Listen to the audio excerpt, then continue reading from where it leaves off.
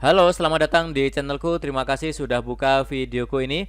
Teman-teman, di video kali ini aku ingin sharing cara mengajukan pinjaman di aplikasi Indosako. Kenapa Indosako? Karena limitnya sampai dengan 80 juta. Tenornya sampai 12 bulan. Kemudian bunganya maksimal hanya 0,3% per hari. Alias sudah mengikuti aturan yang ada di OJK. Ini turun dari sebelumnya tahun 2023 itu 0,4%.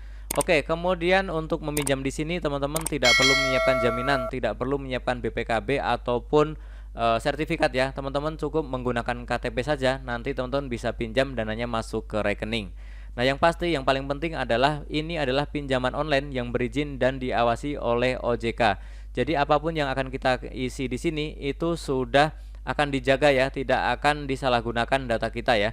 Kemudian nanti terkait bunga dan juga denda kalau misalkan ada itu sesuai aturan OJK, tidak boleh terlalu besar. Kemudian cara melakukan penagihan kalau ada yang telat bayar itu pun harus sesuai dengan aturan yang ada di OJK. Nah, teman-teman yang tertarik dengan pinjaman ini silahkan install saja aplikasinya di Play Store yang seperti ini logonya ya. Kemudian tulisannya adalah Indosako Pinjaman Cicilan Online dari PT Sense Teknologi Indonesia.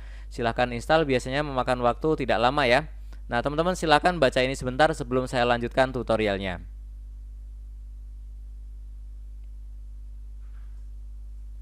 Nah, setelah diinstal teman-teman silahkan buka aplikasinya. Nanti tampilannya adalah seperti ini.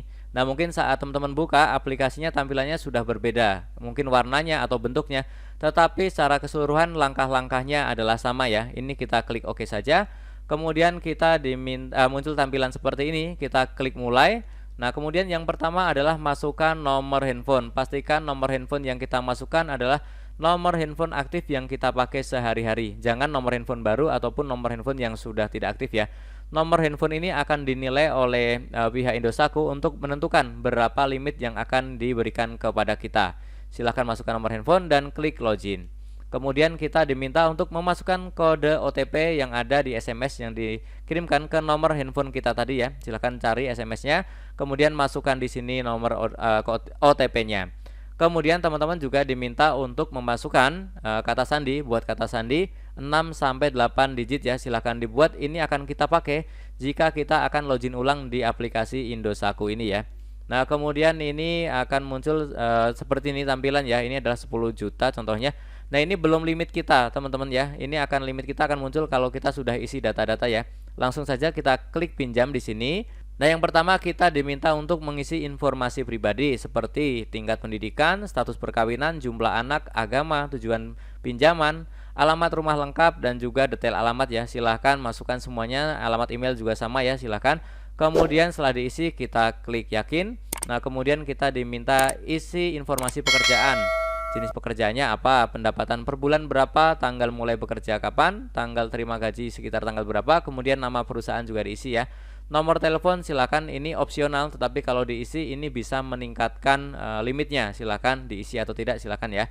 Klik yakin setelah itu. Nah, kemudian adalah informasi kontak atau kontak darurat. Silakan isikan 2 kali. Yang pertama silakan pilih hubungannya apa, misalkan saudara, kerabat, keluarga, pasangan atau apapun silahkan ya. Kemudian namanya siapa dan juga nomor handphonenya silahkan dimasukkan 2 kali. Kalau sudah klik yakin.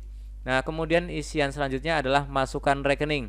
Rekening ini adalah yang akan kita pakai untuk mencairkan dana dari aplikasi Indosako ini ke rekening kita ya. Silahkan isikan, kemudian pastikan ini adalah rekening milik kita sendiri, tidak bisa menggunakan rekening milik orang lain ya. Silahkan masukkan, pilih banknya apa dan nomor rekeningnya, kemudian klik yakin. Kemudian kita diminta untuk upload KTP ya. Pastikan KTP kita ini jelas ya, tulisannya jelas, fotonya juga jelas ya. Kemudian dipaskan bingkai yang ada di cahaya yang terang, dan kemudian tidak boleh ada silo ya. Jadi intinya semua harus jelas, tidak boleh buram ya. Tidak boleh terlalu jauh, tidak boleh terlalu dekat, tidak boleh miring ya. Pastikan sesuai bingkai yang ada. Nah, setelah itu teman-teman juga diminta untuk masukkan nama sesuai KTP, kemudian nomor KTP-nya dan juga jenis kelamin ya. Nah, kemudian teman-teman akan diminta untuk melanjutkan ke pengenalan wajah ya.